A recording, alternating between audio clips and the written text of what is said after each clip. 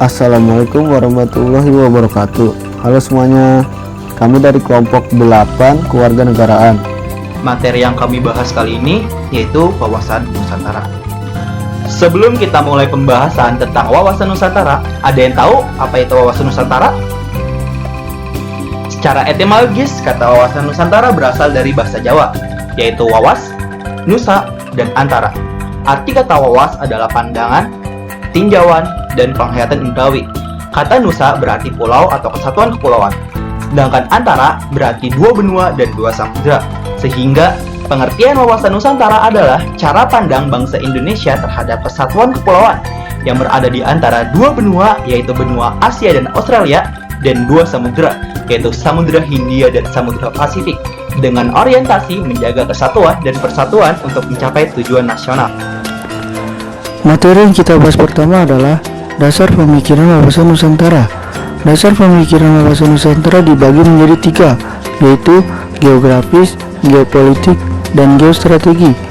Geografis, Indonesia kaya akan kekayaan alam yang melimpah seperti minyak bumi, timah, besi, bauksit, mangan, dan batu bara.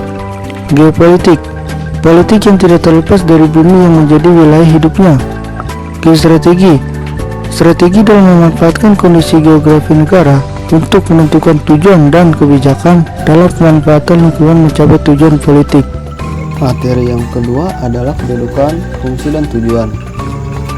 Kedudukan yaitu sebagai wawasan nasional bangsa Indonesia dan paradigma nasional, dengan fungsi sebagai pedoman, motivasi, dorongan, serta rambu-rambu dalam segala kebijaksanaan, keputusan, tindakan, dan perbuatan, baik bagi penyelenggara negara di tingkat pusat dan daerah maupun bagi seluruh rakyat dalam kehidupan bermasyarakat, bernegara, dan berbangsa.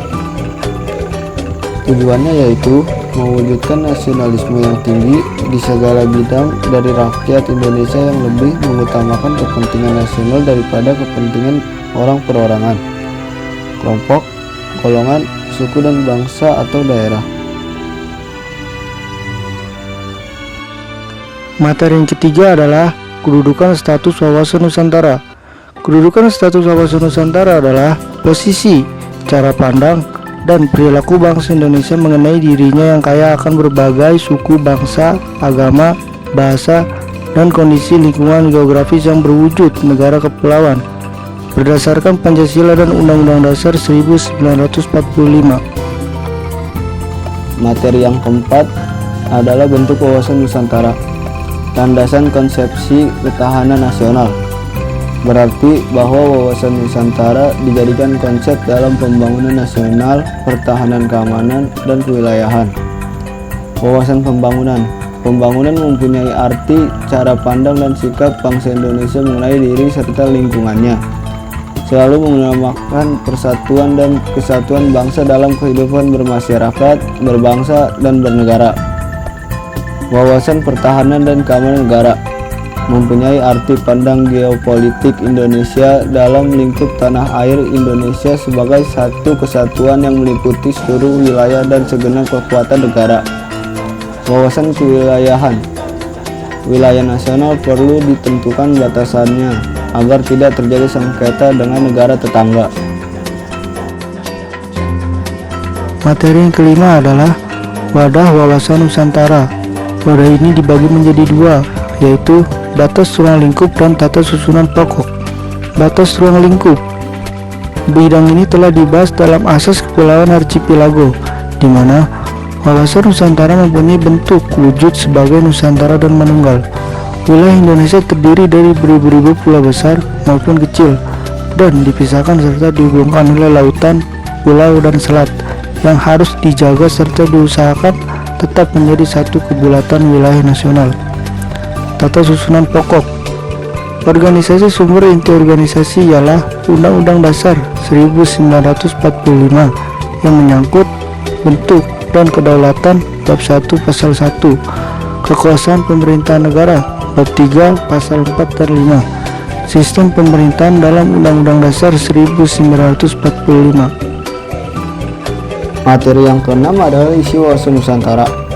Isi wawasan Nusantara yang kami bahas ada dua, yaitu sifat dan cara kerja.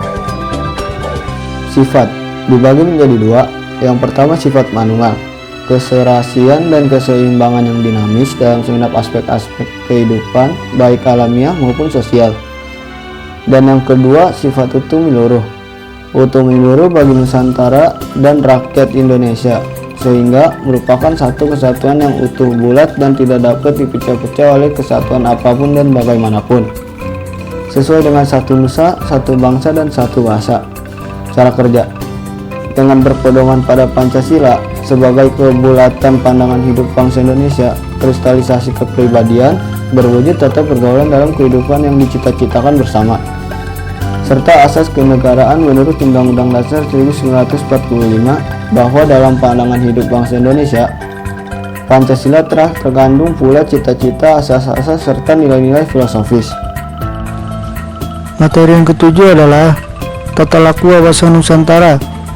Tata laku batiniah mencerminkan jiwa, semangat, dan mentalitas yang baik dari bangsa Indonesia. Tata laku lahiriah tercermin dalam tindakan, perbuatan, dan perilaku dari bangsa Indonesia. Tata laku lahiriah merupakan kekuatan yang utuh dalam arti kemanunggalan. Materi yang ke-8 atau terakhir adalah implementasi wawasan Nusantara. Implementasi di sini membahas dari bidang politik, ekonomi, sosial budaya, ketahanan, dan keamanan. Politik menciptakan iklim perpolitikan Indonesia yang dingin dan bermartabat, sebagaimana telah tertera dalam Undang-Undang tentang Pemilu dan penyelenggaraan kenegaraan lainnya. Selain itu juga harus mampu menciptakan pemerintahan yang kuat, bersih, dan dapat dipercaya, serta tetap mengedepankan kepentingan bangsa dan negara. Ekonomi senantiasa warga Indonesia berusaha memanfaatkan kekayaan alam yang dimiliki dengan sebaik mungkin, serta tetap menjaga kelestarian lingkungan hidup sehingga bisa dimanfaatkan dengan maksimal untuk kebutuhan perekonomian negara maupun masyarakat. Sosial budaya menciptakan sikap hormat dan saling menghargai setiap perbedaan yang ada, merupakan implementasi wawasan Nusantara, sebab keragaman dan perbedaan di Indonesia tidak bisa dipungkiri oleh masyarakat. Ketahanan dan keamanan senantiasa menumbuhkan rasa cinta tanah air serta membentuk sikap rela membela tanah air. Burung menari trilili tralala, salam sapa anak negeri, dukung inovasi di bumi Nusantara dalam kerangka globalisasi.